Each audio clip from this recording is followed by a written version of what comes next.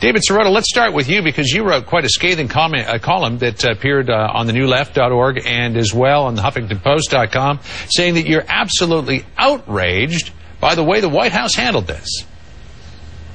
Well, look, Van Jones is a national hero for his work on green jobs. He's known as an expert on energy policy, on economic policy. He's somebody who made a mistake, who acknowledged that he made a mistake a long time ago, and he was tossed out by this White House. And I think what we can learn from what happened is what this White House values and what this White House doesn't value. The White House stuck by Tim Geithner as Tim Geithner was involved, the Treasury Secretary, in a tax scandal.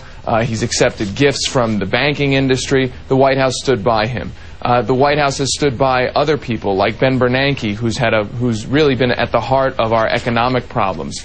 And they're basically putting Van Jones out to pasture because of something that Van Jones said was a mistake. And what I think is going on here is that the White House is listening to the right wing's political terrorists, people like Glenn Beck, people like conservative activists who have targeted Van Jones because Van Jones was an African-American, is an African-American with progressive movement background working on behalf of social justice. That's something, unfortunately, that is apparently, according to the right wing, not allowed in this country. Well, let's bring in David Frum. What do you think about what David Sirota just said there? And did the president have any choice but to ask for the resignation of Van Jones?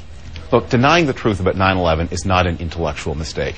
It is an attempt to shift the blame for one of the worst crimes in history from the people who did it to the people who suffered it. It's not unlike Holocaust denial in that way. And this is not a right or left issue. When President Clinton, Bill Clinton, was confronted by such people at an event in 2007, he reacted decently. He said, "How dare you?" And I think that's the way all Americans feel. Van Jones may have done all these other good things or not.